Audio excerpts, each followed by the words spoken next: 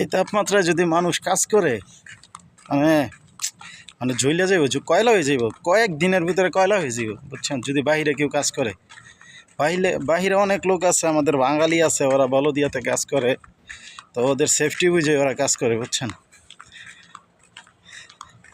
তো যাই, বাকালাতে যাইতাছি, ডাউল কিনে নিয়ে আসবো। বাকালায় চলে আইসি ভাই, বাকালায় চলে আইসি। এখন দেখতেছি ডাউলের প্রাইস কত হয়েছে। দেখেন ডাউলের দাম কত এখানে, দেখুন 10 রিয়েল, মানে এখানে 1 কেজিও না, 1 কেজিও না। এই যে দেখেন 800 গ্রাম, 800 গ্রামের দাম 10 রিয়াল, বাংলাদেশে প্রায় 300 টাকার উপরে। আর এখানে 400 গ্রামের দাম 5.5 রিয়াল। মানে কী পরিমাণ যে দাম বাংলাদেশের তুলনায়। দেখেন আপনাদের চাউলও দেখাই, 1 কেজি চাউলের দাম 11 রিয়াল।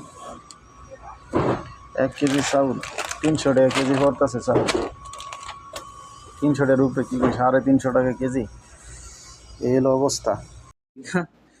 যে পরিমাণ গরম, বাংলাদেশের মানুষগুলো টিকতে পারবো না ভাই, বাহিরে এমন গরম। আল্লাহ, গরম হাওয়া আসে নাকি, যেমন মানে আগুনের একটা কয়লা ছিটাইতেছে শরীরের ভিতরে, এমন লাগে।